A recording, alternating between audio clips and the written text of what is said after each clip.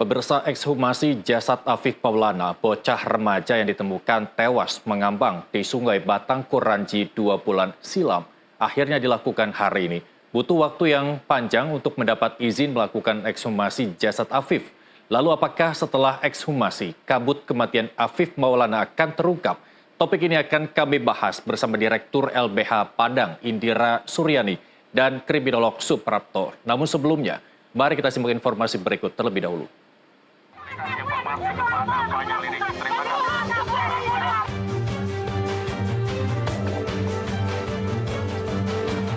Desakan bertubi-tubi untuk mengusut tuntas kasus kematian Afif Maulana menemui titik terang. Hari ini, 8 Agustus 2024, ekshumasi atau penggalian mayat dan otopsi jenazah Afif dengan kedokteran forensik dilaksanakan. Polda Sumatera Barat selama ini tidak merespons tuntutan ekshumasi atas jasad Afif. Permohonan untuk ekshumasi, ekshumasi terhadap saudara Afif Maulana. Dan terkait dengan permohonan tersebut, kami dari Polda Sumbar dan Polresta Padang selaku penyelidik kasus ini akan melakukan pengkajian, sehingga akan lebih jelas nantinya apakah permohonan ini disetujui atau tidak. Lampu terang ekshumasi menyala setelah keluarga audiensi dengan Komisi 3 DPR di Jakarta 5 Agustus lalu. Desakan DPR membuat Polda Sumbar tidak bisa mengelak lagi. Melakukan koordinasi dengan Kapolda Sumbar untuk Polda atau kepolisian menerbitkan surat ekshumasi seperti yang diminta keluarga korban. Nah, ini juga tujuannya supaya jangan sampai ada kemudian perkiraan-perkiraan negatif kepada polisi. Dan alhamdulillah tadi surat ekshumasinya sudah dikirim ke Jakarta dan sudah langsung dilihat oleh pengacara dan keluarga korban. Kini, tepat 2 bulan kematian Afif, ekshumasi dilaksanakan. Apakah ini bakal memuluskan jalan mengungkap kematian Afif? Benarkah dia meninggal karena dianiaya polisi? Jika benar begitu, siapapun pelakunya harus diadili. Sebab keluarga Afif Maulana harus mendapatkan keadilan sesegera mungkin.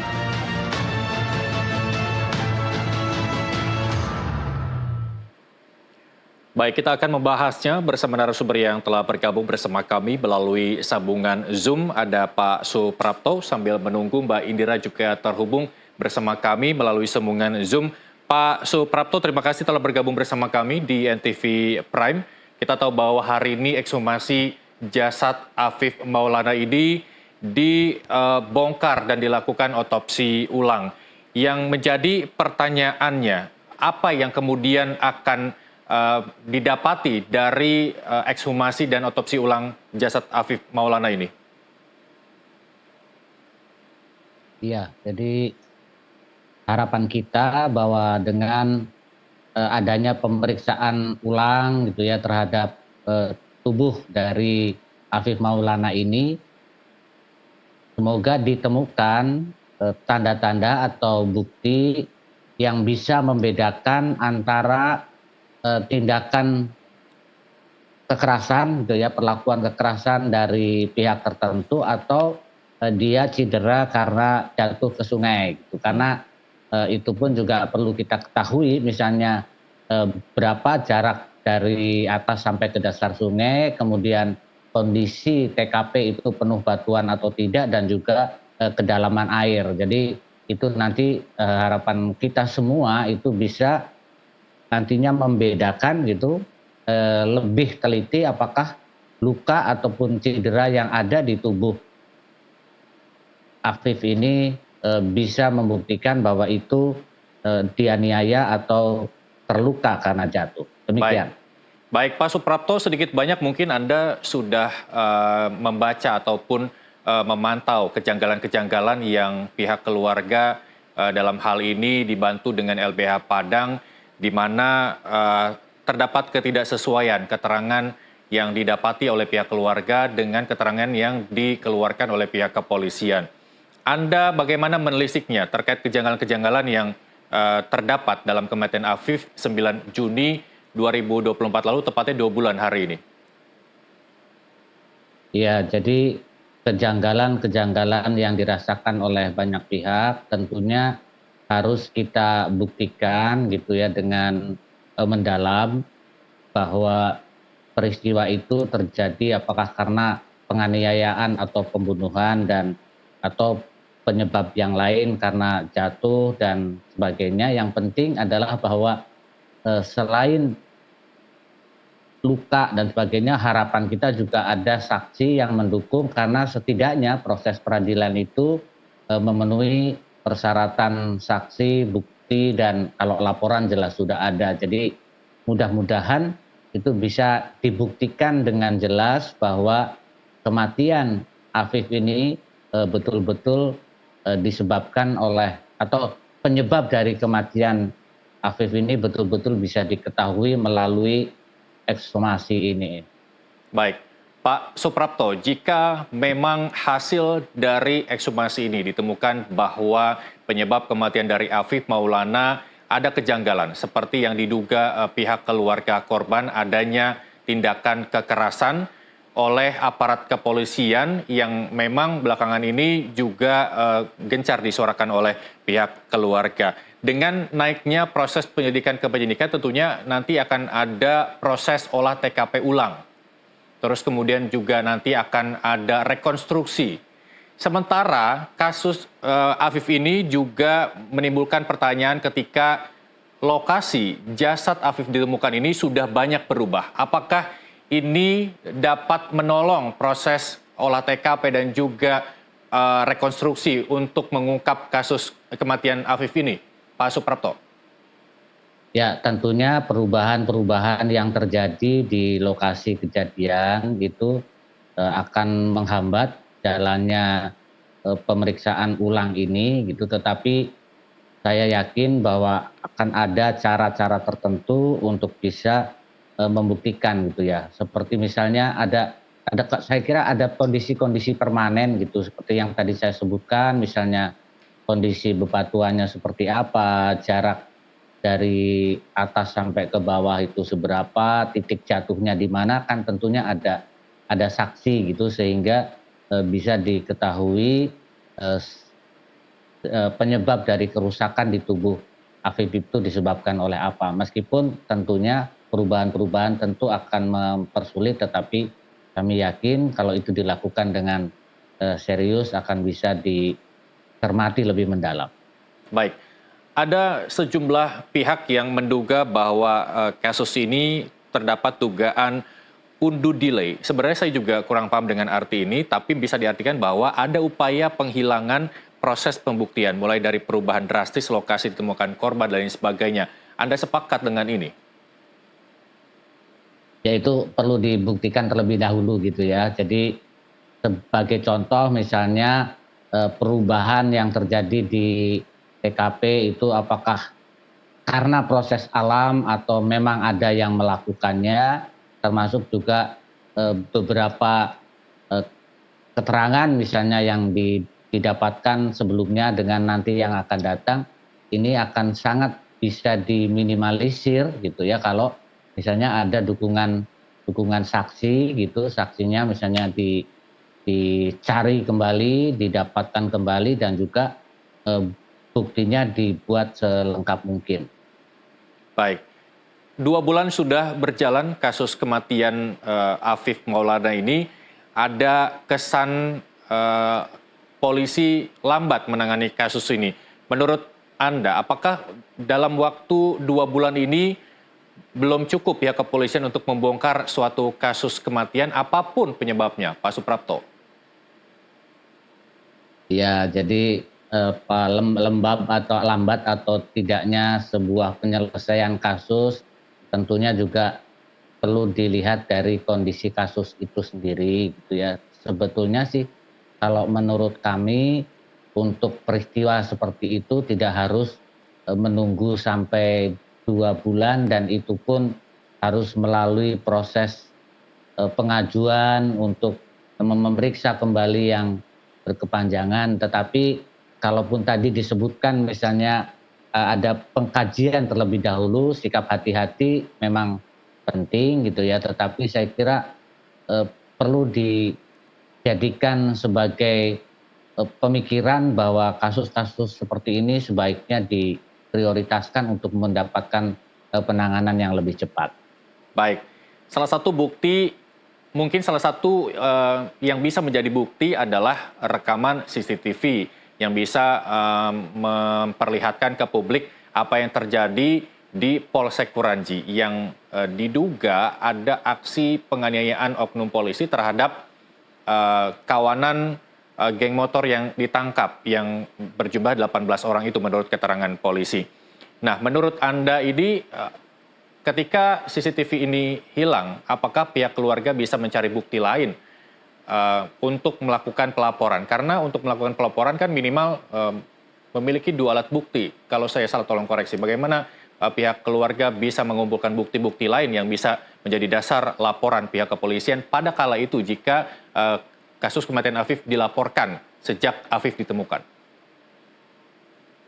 Iya, jadi memang tidak mudah bagi keluarga untuk menampilkan ataupun menunjukkan barang bukti kalau itu dilakukan sendirian. Tentunya harus melibatkan orang yang memiliki keahlian untuk mencari barang bukti tersebut ketika misalnya tidak didapatkan barang bukti CCTV gitu yang merupakan itu kan sebetulnya sesuatu yang sangat penting kalau misalnya ada barang bukti dalam bentuk CCTV gitu. Tetapi juga paling tidak kalau ada pernyataan sejumlah besar saksi tentang apa yang terjadi sebenarnya itu setidaknya bisa menjadi bahan pertimbangan. Baik, yang menjadi bahan pihak keluarga mengumpulkan keterangan adalah sejumlah saksi. Dari kasus ini muncul, pihak kepolisian menyebut ada 18 orang geng motor yang ditangkap akan melakukan aksi tawuran. Dari 18 itu, pihak keluarga sempat mengkoreksi ataupun mendesak pihak kepolisian untuk minta keterangan dari 18 orang saksi itu. Namun hanya beberapa saksi saja yang diperiksa. Mungkin hingga saat ini ada 79 saksi yang sudah diperiksa. Kalau memang pihak keluarga butuh keterangan dari 79 saksi itu, apakah bisa dibuka oleh pihak kepolisian? Ya, ini memang ada ketentuan-ketentuan yang berlaku ya, siapa orang yang boleh dan bisa diwawancarai dan siapa yang tidak. Tetapi saya rasa bukan hanya faktor jumlah gitu ya, bahwa ada 18 atau 79, tetapi kualitas dari saksi itu saya kira yang lebih penting gitu, bukan sekedar jumlah. Karena jumlah yang banyak kalau misalnya itu tidak menunjukkan sesuatu yang sebenarnya atau tidak menyampaikannya secara jujur dan transparan, objektif, saya kira menjadi percuma gitu. Tetapi upaya untuk berharap bisa mendapatkan keterangan dari para saksi ini saya kira harus terus-menerus dilakukan. Baik, yang kemudian menjadi pertanyaannya, jika hasil ekshumasi ini benar menyatakan bahwa Afif meninggal karena adanya penganiayaan ataupun luka dampak dari penganiayaan seseorang begitu ya. Apa yang kemudian pihak keluarga bisa lakukan untuk melanjutkan kasus ini, membuka seterang-terangnya siapa oknum di balik penganiaya Afif hingga tewas. Tapi kita akan jeda sesaat dulu Pak Suprapto, kita akan lanjutkan dialog usai jeda. Pemirsa, Dialog TV Prime akan kembali sesaat lagi.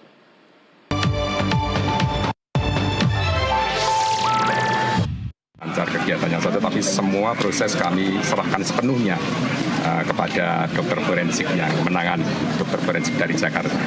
Dan pastinya kami juga sudah dari awal tadi bersama Kompolnas, Ombudsman, bersama kawan-kawan dari Komnas HAM dan seterusnya sudah bersama-sama menyaksikan termasuk dari LBH yang pastinya kita akan ikuti proses ini secara profesional, secara prosedural dan kami yakin kami akan mengikuti apa yang sudah menjadi agenda rangkaian kegiatan ekshumasi ini. Komnas HAM, KPAI, Ombudsman hadir ke sini dalam rangka mengawasi, mengawal jalannya proses ekshumasi dan otopsi ini. Ini tentunya sesuai dengan harapan dan permintaan dari pihak keluarga. Soal hasil nanti kita tunggu sama-sama karena yang bisa menjelaskan ahlinya. Saya bukan ahli forensik kebetulan. Nah kemudian yang berikutnya tentunya marilah kita mengacu pada hasil, bukan menduga-duga. Karena ahli ini yang turun langsung dan ahli ini sudah melakukan ekshumasi dan otopsi di beberapa kasus yang lain. Baik, Anda kembali bersama kami di Dialog NTV Prime. Sudah bergabung bersama kami mewakili Mbak Indira Diki Rafiki, Koordinator Advokasi LBH Padang yang sudah bergabung bersama kami melalui Zoom. Mas Diki, terima kasih telah bergabung bersama kami di NTV Prime. Saya mau tahu update-nya terlebih dahulu terkait ekshumasi yang digelar hari ini. Ya, terima kasih sebelumnya.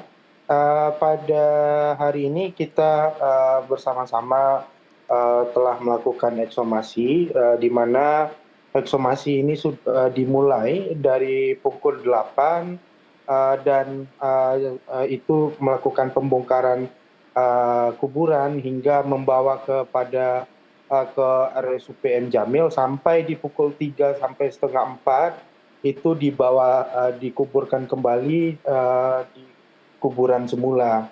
Nah, jadi rangkaian kegiatannya di mana tim dokter melakukan pemeriksaan awal itu berada di RSUP M Jamil. Baik, kemudian apa yang dijanjikan tim dokter terhadap otopsi ulang jasad Afif Maulana, Mas Diki? Ya, tim dokter baik di malam hari sebelum hal ini terjadi dan juga setelah melakukan ekshumasi ini, tim dokter selalu berkata bahwa dia akan selalu tetap independen dan netral dalam melakukan hal ini dan sesuai dengan keilmuannya. Nah, oleh karena itu yang dijanjikan oleh tim dokter adalah itu yang pertama. Yang kedua, bahwa dia menyampaikan bahwa ada bentuk risiko-risiko yang akan terjadi ke depan, di mana terkait soal sudah hampir 2 bulan jasad Afif Maulana dikuburkan. Jadi ada risiko-risiko yang lain seperti jaringan lunak akan sulit untuk dideteksi. Tapi dia akan berusaha keras untuk mengirimkan baik itu sampel-sampel ke labor-labor yang terbaik di Indonesia. Itu kesepakatan semalam. Baik, kemudian berapa lama masyarakat dapat mengetahui hasil dari otopsi ulang jasad Afif Maulana ini? Dari pembicaraan dengan tim dokter, kemungkinan berada di waktu 2-4 minggu, di mana karena laboratorium yang memadai untuk tulang atau untuk jaringan lunak tentunya tidak ada di Kota Padang, kemungkinan akan dibawa ke RSCM atau di UNER, laboratorium UNER atau di Lab 4 gitu. Jadi menunggu hasil ini tentunya sedang diusahakan untuk dipercepat juga gitu. Baik, hanya ada 2 kemungkinan hasil otopsi ulang jasad Afif Maulana. Yang pertama memang almarhum meninggal karena hal yang tidak disengaja, dan ada hal yang disengaja terkait dengan penganiayaan yang diduga dilakukan oleh pihak kepolisian. Jika 2 hasil itu muncul pada hasil otopsi, apa kemungkinan yang mungkin akan dilakukan selanjutnya terhadap kasus ini? mulai dari Ya. kemungkinan mati dengan wajar atau kemungkinan tewas dengan tindak penganiayaan. Oke, mungkin saya akan memulai dengan kematian yang tidak wajar dengan diikuti dengan penyiksaan, di mana jika hal ini terjadi tentunya bahwa harusnya penegak hukum menjadi rujukan hasil forensik ini untuk dilanjutkan ke tingkat selanjutnya dalam proses penegakan hukum. Baik itu mencari siapa tersangkanya, baik itu sampai ke meja pengadilan dan sampai ke putusan, ini yang akan kita kawal terus ke depan. Nah, jika tidak tentunya bahwa sudah ditemukan, sudah ada titik terang yang terjadi terkait soal kasus Afif Maulana. Memang benar kasus ini tidak terjadi atau Afif Maulana tidak meninggal dengan diikuti dengan penyiksaan. Tapi kasus yang lainnya tetap berjalan, di mana ada 18 orang yang lain mendapatkan penyiksaan di malam itu harus dilanjutkan juga gitu. Baik, dan dengan 18 orang yang seharusnya dilanjutkan kasusnya ini, apa yang kemudian LBH akan lakukan? Apakah memberikan pendampingan hukum untuk membuat LP ke Polsek atau Polres, bahkan ke Polda Sumatera Barat, Mas Diki? Ya, tentunya prosesnya sudah berjalan dari awal dan ada juga yang membuat LP secara mandiri dari korban dan juga saksi di malam itu membuat laporan ke kepolisian secara mandiri.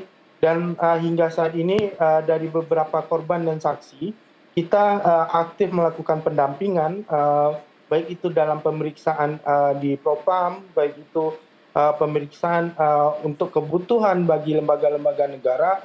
Kami tetap mengawal hal-hal ini agar kejadian-kejadian seperti ini tidak terulang lagi ke depan.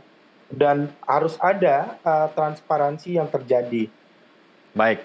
Kalau tadi kita berandai ada dua kemungkinan dari hasil otopsi ulang jasad Afif Maulana. Tapi apa yang diharapkan dari hasil otopsi ini dari pihak keluarga melalui LBH Padang? Ya, dari awal kami sudah menyatakan bahwa pertama kita perlu melakukan scientific evidence, namanya melihat secara keilmuan proses kematian Afif Maulana ini seperti apa. Nah, di situ sudah kita mendiskusikan ada dua kemungkinan. Kemungkinan pertama yakni korban atau Afif Maulana itu memang melakukan bunuh diri. Yang kedua, itu diikuti dengan penyiksaan dengan ada dugaan-dugaan yang kita utarakan bersama-sama gitu dengan pihak keluarga. Nah, jika memang terjadi skenario bahwa ini tidak ada terjadi penyiksaan, tentunya sebagaimana hal dikatakan bahwa ini sudah terlihat terangnya bahwa memang Afif Maulana melakukan bunuh diri. Tapi kalau sebaliknya, tentunya kita mesti merepetisi kembali terkait soal bagaimana pernyataan-pernyataan penegak hukum sebelumnya yang menyatakan bahwa Afif dituduh bunuh diri dan lain-lain gitu. Baik, jika memang hasil ekshumasi ini menyatakan bahwa Afif tewas diiringi dengan dugaan penganiayaan begitu ya, kemudian akan dilanjutkan ke tahap penyidikan, akan ada proses olah TKP kembali, terus kemudian akan ada proses rekonstruksi dan lain sebagainya. Tadi juga saya sudah sempat tanyakan ke Pak Suprapto terkait dengan ini. Terus kemudian sejumlah pihak juga menduga ada upaya penghilangan proses pembuktian, mulai dari perubahan drastis lokasi ditemukan korban dan lain sebagainya yang memang bisa dijadikan bukti tambahan terkait kematian Afif. Bagaimana Anda menanggapi ini? Ya, betul. Memang sebenarnya terkait soal ekshumasi ini tidak hanya berhenti dalam pengecekan secara medis. Besok tim dokter sebenarnya akan melakukan melihat bagaimana lokasi jatuhnya, apakah bagaimana kondisi jatuh di lokasi tersebut. Nah, ini sebenarnya yang akan dicocokkan dengan keilmuan. Dan selanjutnya apakah TKP itu sudah berubah? Ya memang sudah berubah. Ada pendalaman yang terjadi, pengerukan yang terjadi tepat di lokasi almarhum Afif Maulana itu ditemukan. Nah, tentunya ini akan menjadi bahan diskusi bersama. Jadi semalam kita menanyakan bahwa bagaimana kalau TKP dari awal dan hingga saat ini sudah berubah jauh gitu. Nah, tim dokter menyatakan bahwa ini akan kita pertimbangkan bagaimana kedalaman awal dan juga kedalaman sekarang ini yang dipertimbangkan juga oleh tim dokter gitu. Harap bahwa TKP awal sesuai dengan apa yang ada dan itu menjadi pembuktian ke depannya gitu. Baik, tadi Anda juga sudah menyatakan bahwa ada kekhawatiran jika proses otopsi ini mengalami kendala karena ada limit proses ekshumasi. Bagaimana hasil forensik ini dapat optimal begitu ya? Pasalnya, mohon maaf, jasad Afif juga sudah mulai membusuk menurut keterangan yang kami terima dari lokasi ekshumasi jasad Afif ini.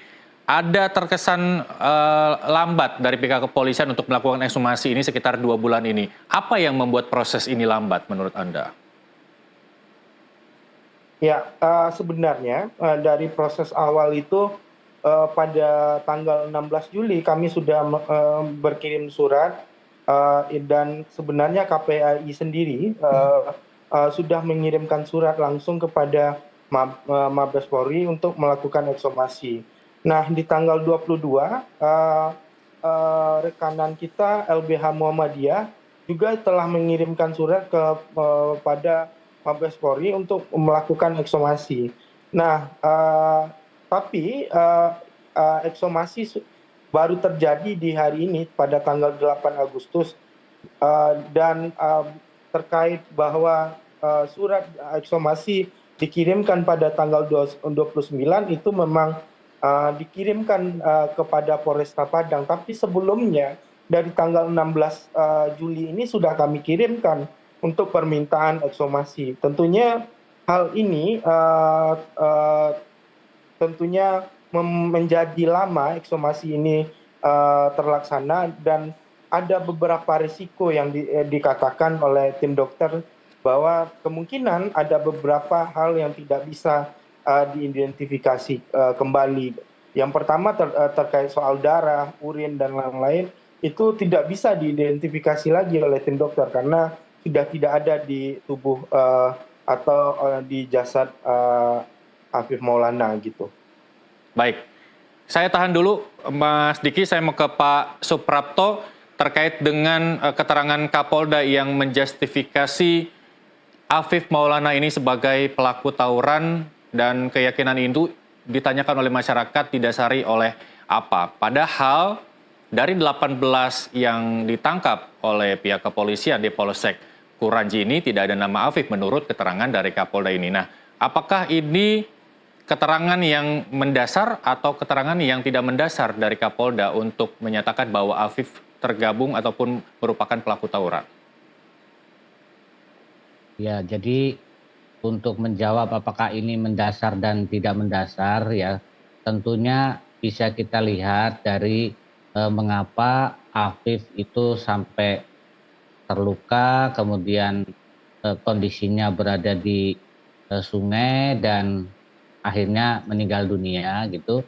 Kalau misalnya Afif itu ini menjadi lebih parah lagi, misalnya ketika ternyata Afif tidak tergabung di dalam kelompok pengendara sepeda motor ini yang diduga akan melakukan tawuran gitu ya. Jadi andai kata nama itu tidak ada, ini malah justru menjadi pertanyaan yang sangat menarik untuk dikaji gitu. Tetapi yang perlu juga kita dalami adalah andai kata itu akan terjadi tawuran atau katakanlah andai kata Afif itu bunuh diri dengan terjun ke sungai, Ya. Tentunya yang perlu didalami adalah sebelum itu ada penganiayaan apa tidak. Andai kata kematiannya bukan karena penganiayaan, tetapi penganiayaan itu sendiri itu harus juga diberi sanksi hukum terhadap pelakunya. Demikian. Baik, saya mau buka-bukaan oleh Pak Suprapto. Dari kejanggalan-kejanggalan yang disuarakan, satu kejanggalan lain adalah 17 anggota polisi ini terbukti melakukan pelanggaran etik hingga diberikan sanksi etik oleh kepolisian. Yang perlu dipertanyakan, apakah memang praktek melakukan kekerasan ini sudah terjadi di internal Polri terkait dengan proses pemeriksaan yang dilakukan, Pak Suprapto? Iya, jadi memang sangat banyak ya cerita yang tersebar di kalangan masyarakat terhadap anak-anak ataupun juga orang tua yang kadangkala diduga melakukan atau akan melakukan tindakan kekerasan ataupun juga yang bisa membuat kekacauan di dalam kehidupan masyarakat. Itu memang kadangkala terjadi serangkaian atau sejumlah banyak anggota masyarakat yang melaporkan seperti itu. Jadi saya kira hal-hal semacam ini harus betul-betul diminimalkan karena tentunya tidak mungkin masyarakat itu akan menyampaikan sesuatu yang tidak terjadi dan tidak dilihat. Saya yakin masyarakat akan tidak akan berusaha untuk memfitnah misalnya pihak kepolisian, tetapi pasti disesuaikan dengan apa yang dia dengar dan dia lihat. Baik, harapan masyarakat tidak memfitnah pihak kepolisian harusnya dapat dibuktikan dari transparansi bagaimana 17 anggota polisi ini dilakukan sanksi atas pelanggaran etiknya. Dan perlukah menurut Anda reformasi di internal kepolisian terkait dengan tindakan kekerasan yang tak perlu lagi dilakukan pada proses pemeriksaan? Kita akan lanjutkan nanti Pak Suprapto, tapi usaha jeda berikut pemirsa Dialog NTV Prime masih akan kembali sesaat lagi.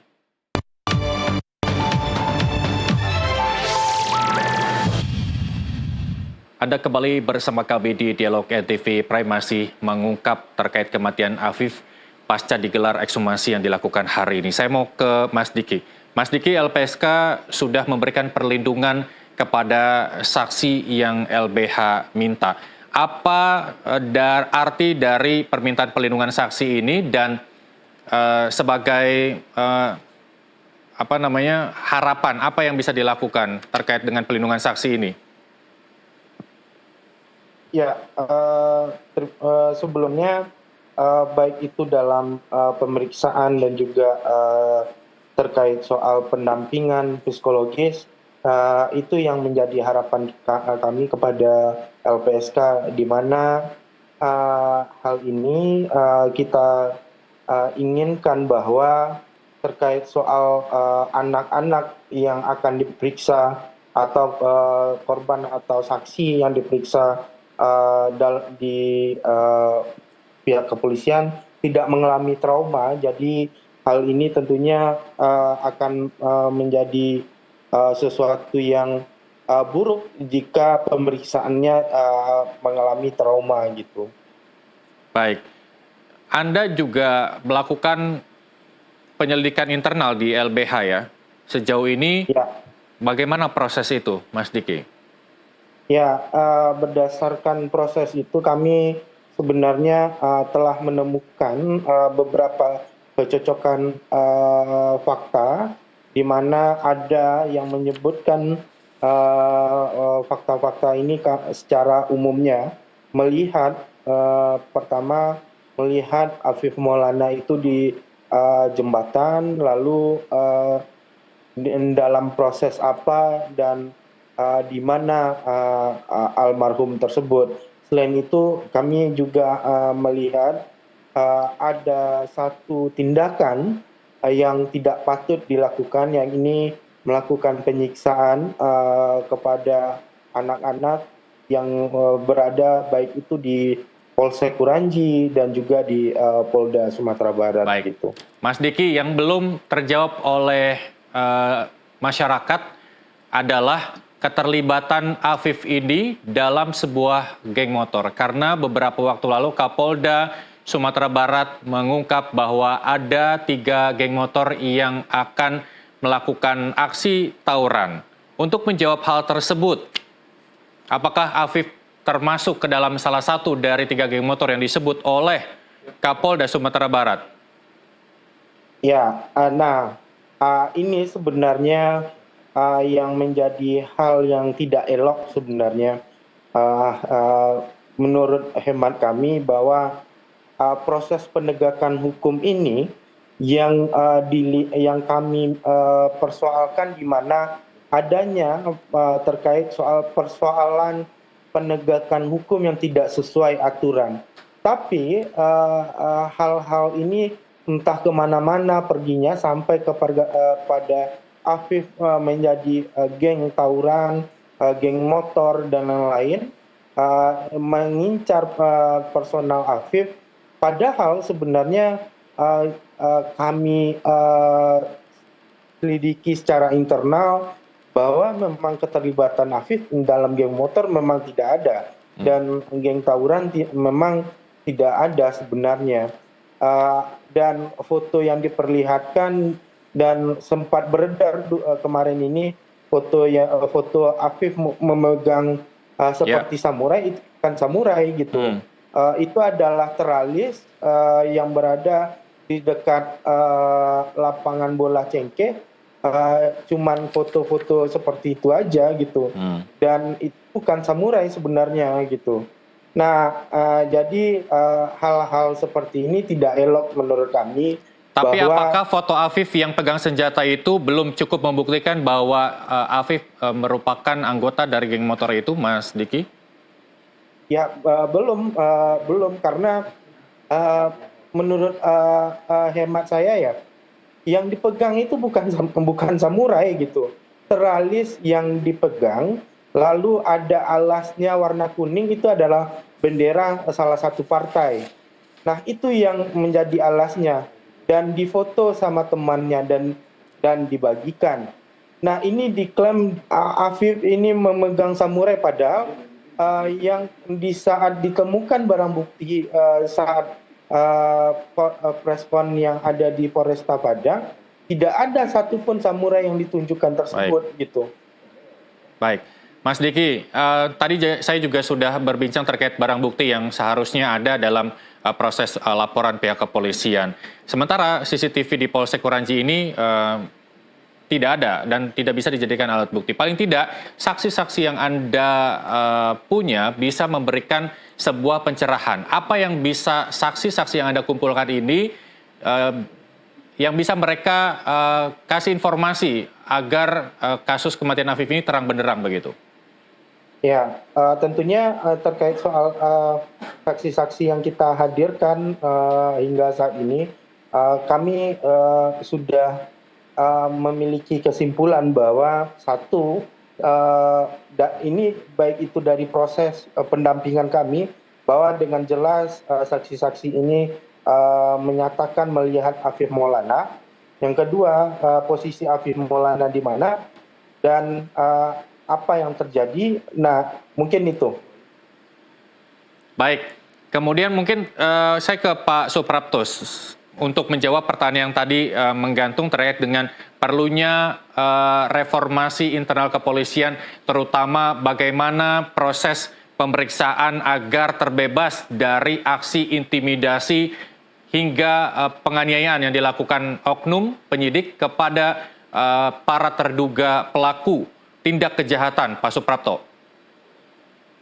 Ya, jadi kita tidak bisa menutup mata dan telinga ya bahwa ada beberapa pernyataan juga dari pihak pimpinan di kepolisian tentang pelanggaran-pelanggaran kode etik pada sejumlah peristiwa, apakah itu kejahatan, kekerasan dan sebagainya gitu, yang seharusnya tidak perlu dilakukan oleh polisi. Ya. Kalau menurut saya memang perlu sekali dilakukan peninjauan kembali ataupun melakukan reformasi agar tindakan-tindakan semacam ini itu tidak lagi terulang di masa yang akan datang.